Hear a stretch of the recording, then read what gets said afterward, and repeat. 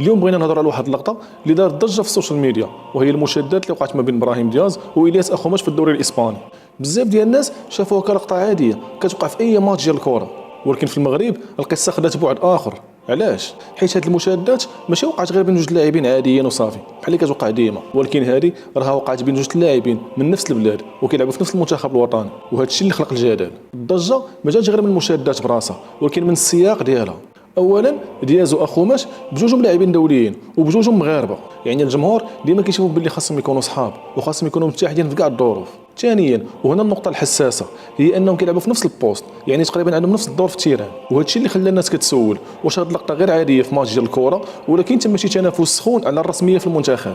وكان حتى اللي قال باللي اخوماش كيلوم دياز على البينالتي اللي زيل في الفينال ضد السنغال وبقى حاقد عليه. المهم بزاف ديال التاويلات، ولكن واش التنافس طبيعي؟ في الواقع وفي الكره الاحترافيه اي فريق قوي ولا اي منتخب قوي تيكون فيه التنافس على البلايص. دياز باغي يبقى هو الاول في البوست واخوماش باغي يبين انه كيستاهل فرص اكثر. هذا الشيء عادي ومنطقي، ولكن حيت اللقطه جات في ماتش مشحون ومع شويه ديال العصبيه، السوشيال ميديا كبرات الموضوع وربطاته مباشره بصراع داخل المنتخب المغربي. المشكل اللي يقدر يوقع دابا هو الا اثر هذا الشيء على المنتخب. بصراحه المدرب هو اللي كيقرر شكون يلعب وشكون يبقى رونبلاسون، وماشي لقطه بحال ما هذه غتبدل الشوفه ديالو. وغالبا هذا النوع ديال الصراعات كيسالي في الفيسير ولا مع الصفاره ديال الحكم، وكتبقى غير الهضره والنقاشات ما بين الجماهير وبالاخص في السوشيال ميديا.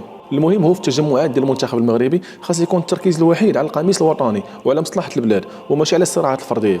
وفي الاخر كنفهموا بلي الخلاصه ديال هذه الضجه سببها جوج ديال العوامل. الاولى هي انهم من نفس البلاد وكيلعبوا في نفس المنتخب، والثانيه هي انهم كيلعبوا بجوجهم في نفس البوست. وهذا الشيء اللي خلى الناس تشوف هذه اللقطه باللي ما كانش لقطه عاديه في الوقت اللي ممكن تكون هي غير لقطه عاديه في ماتش اللي كان فيه ضغط كبير. نتلاقاو في فيديو جديد ان شاء الله.